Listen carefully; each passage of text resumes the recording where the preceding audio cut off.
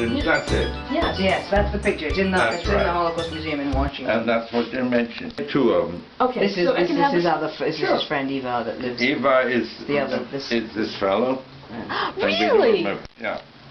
We are the longest friends since 1945.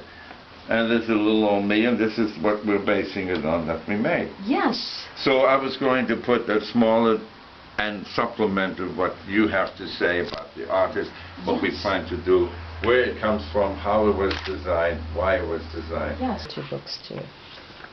Steven Spielberg book? Are you in a Steven Spielberg film? Yeah. And you know, there's He's got two Really? pieces about him in there. Twice, yeah. Hello, my name is Toni Scott. I'm an artist, and I'm sitting here with Dr. Henry Oster. Today we're going to talk about, well, let's start with how we met, and then, but first Absolutely. about the project. The background of our project is that when I was liberated from concentration camps in 1945, we had not an awful lot of children, but those children that they found in the camp had to be taken care of since everybody was essentially an orphan. So 3 countries volunteered to divide the children from Buchenwald between France, Switzerland, and England.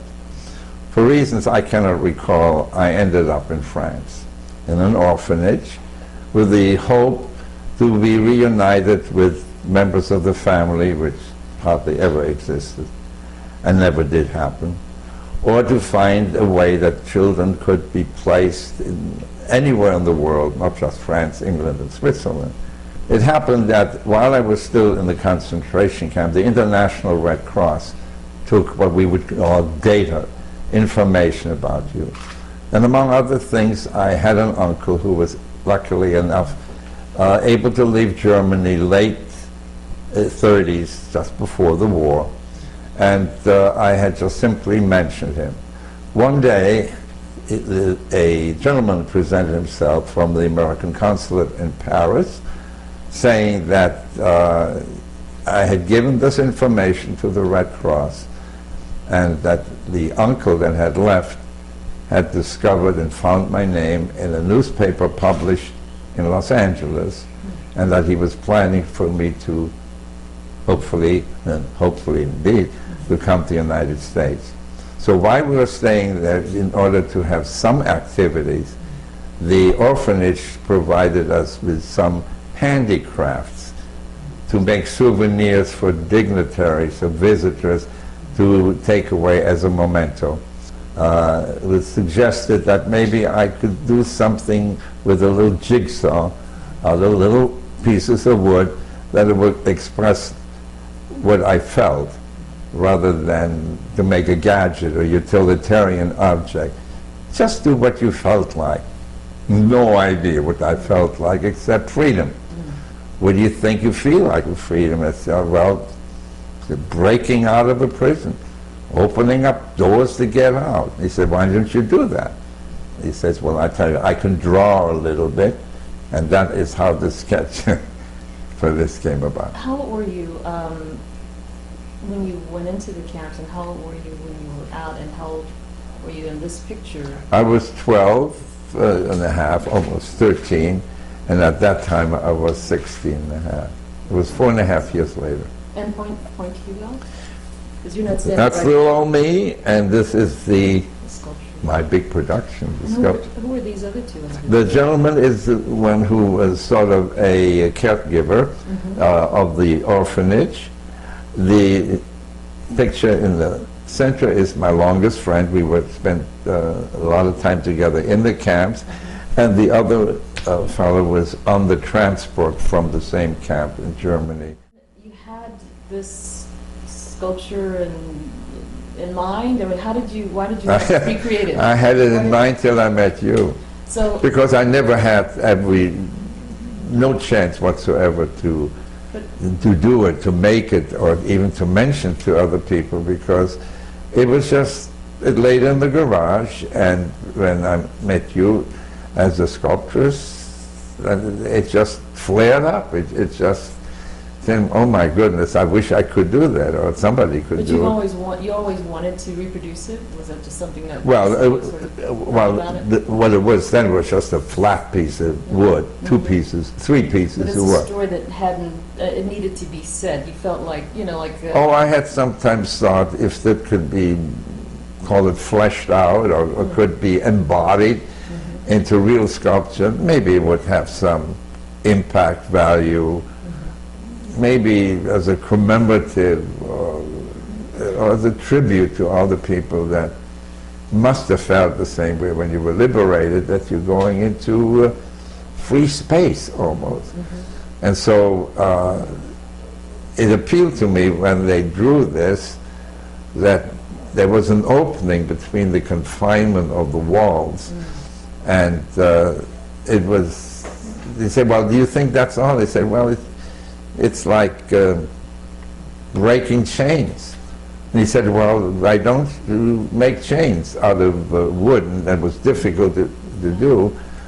And we were not actually kept in chains, but you felt like you were immobile, like you just could not move.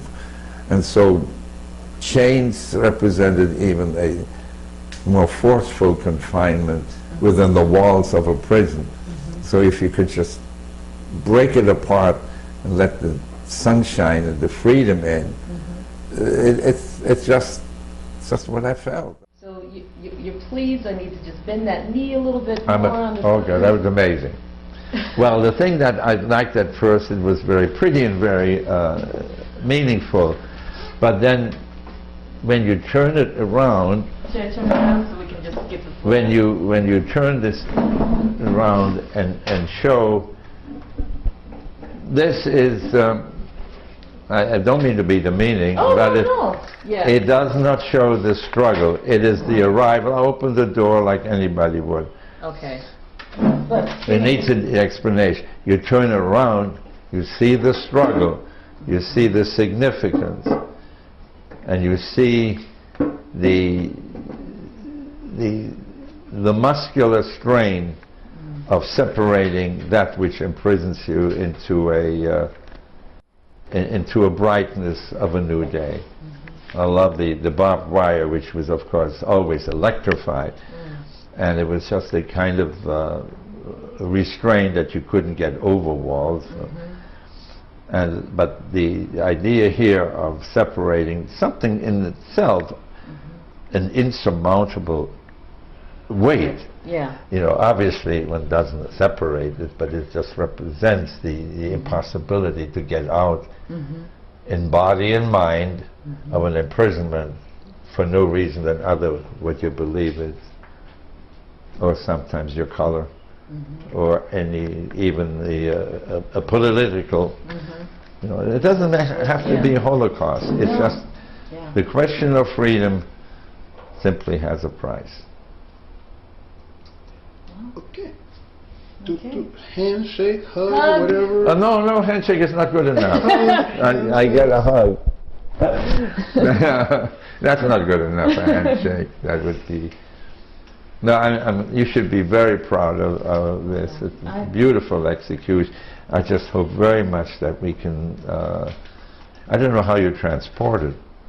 And Don't worry about it. We'll get it all. It'll. And the card might melt. I can handle it. You can handle it. We'll get there. I'll turn on the air conditioner, full blast. We'll get there. I guess I have one final request. In closing, can I see your tattoo? I'm like a Brooklynite. You're more than welcome So I there. grew I'm up always with embarrassed to ask. Oh, no, that's... tattoos all around me. No. Everybody would have their hand up, right, and they'd be green and look like somebody just scratched them.